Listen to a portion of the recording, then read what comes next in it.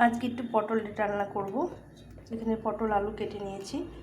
ঘরে থাকা কিছু পনির ছিল, কিছুটা খেয়ে বেঁচে গেছিলো, সেটা দিয়ে পটল দিয়ে আর পনির রান্না করব। তো আমি এখানে কড়াই বসিয়ে দিয়েছি। আলু পটলের রসা পনির দিয়ে খেতে ভীষণ ভালো লাগে।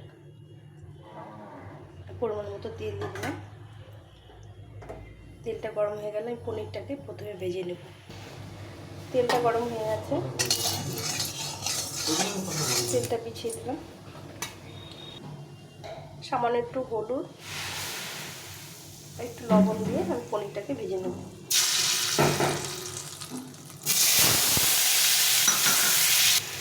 পনিরটা ভেজে নিয়েছি, খুব বেশি ভাজলাম না, হালকা করে ভেজে নিয়েছি। এখন এটা উঠিয়ে নিয়ে এখানে গরম জল রেখেছি বাটিতে, গরম জলে ডুবিয়ে দিলাম। তাহলে পনিরগুলো নরম হয়, খেতে ভালো লাগে, খুব সফট হয়। এইভাবে আমি সবগুলোকে জলে ডুবিয়ে দিব। পনিরটা ভাজা হয়ে গেছে, এখন আমি এখানে একটু তেল দিয়ে দেবো।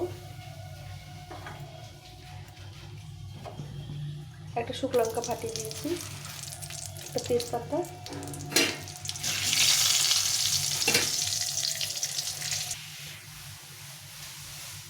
আর দিয়ে দেবো একটু পরিমাণ মতো জিরে।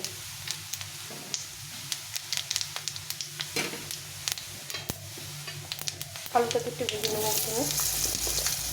এখানে আমি দুটো আলু দিয়েছি আর 4-5টা মতো পটল দিয়েছি। আলুটা আর পটলটা একসঙ্গে ভেজে নেব।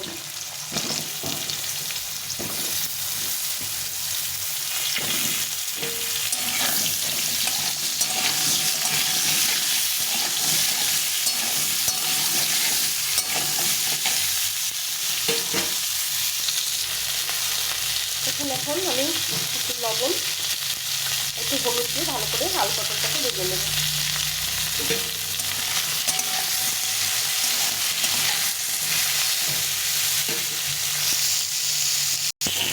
আলু পটলটা ভেজে নিয়েছি।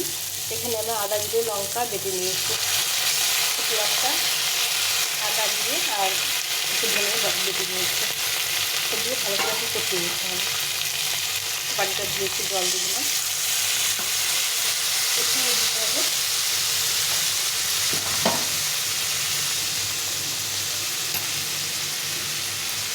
স্বাদ মতো লবণ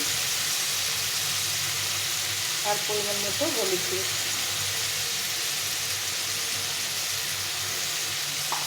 এটাকে ভালো করে কষিয়ে নিতে হবে।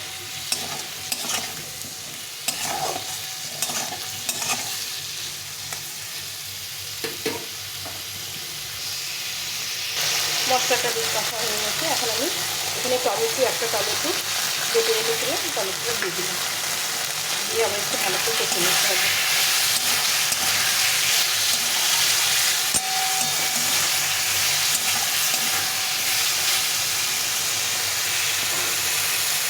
মশলাটা বেশ কষা হয়ে গেছে। এখন আমি এখানে গরম জল ফুটিয়ে রেখেছিলাম, জল দিয়ে পরিমাণ মতো জল দিলাম। ভালো করে সেদ্ধ করে নিতে হবে আলু পটলটাকে। এটা ফুটে এসছে। এখন আমি এই পনিরটা ভেজে গরম জলে ভিজিয়ে রেখেছিলাম, জল সহ এটা দিয়ে দিলাম। দিয়ে কিছুক্ষণ একটু ফুটিয়ে নেব। ভালো করে একটু ফুটিয়ে নিতে হবে। পনির ভিজিয়ে রেখে দিলে সুন্দর নরম হয়, সফট হয়, খুব ভালো লাগে খেতে।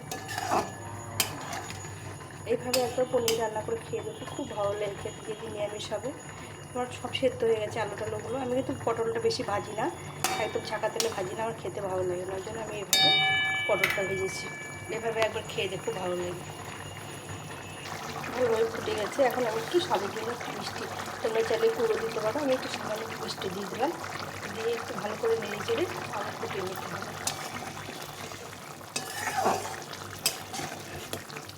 একটু ঝোল ঝোল রাখবো।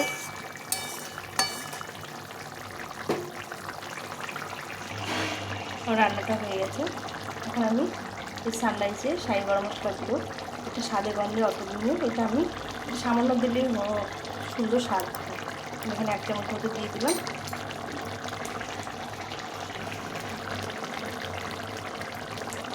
আর এখানে 1 চামচ মতো ঘি দিয়ে দিলাম। এখন একটু ঢাকা চাপা দিয়ে এটা নামিয়ে দিলাম।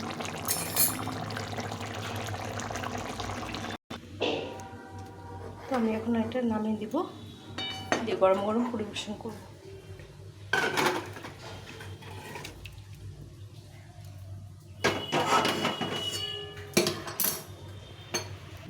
তো আমার পটল পনির হয়ে গেছে। রেসিপিটা তোমাদের কেমন লাগলো অবশ্যই কমেন্ট করে জানিও। আর যদি ভালো লেগে থাকে লাইক করে বন্ধুদের সঙ্গে অবশ্যই শেয়ার করো। নতুন বন্ধুরা সাবস্ক্রাইব করে পাশে থেকো। আর এইভাবে সামান্য পনির দিয়ে পটল দিয়ে ডালনা করে খেয়েও ভীষণ ভালো লাগে। আমি তো নিরামিষ দিনে শুধু পনির করি না, এখন ফুলকপি উঠবে, ফুলকপিতে পনির, পটল দিয়ে পনির খেতে আমার ভীষণ ভালো লাগে। তোমরা একদিন এটা ট্রাই করো, ভালো লাগলে কমেন্টে জানিও। এখন এখানে রাখছি, সবাই ভালো থেকো, সুস্থ থেকো। তোমরা এইভাবে ভিডিওগুলো দেখার জন্য ধৈর্য ধরে অনেক ধন্যবাদ। সবাই ভালো থেকো, টাটা।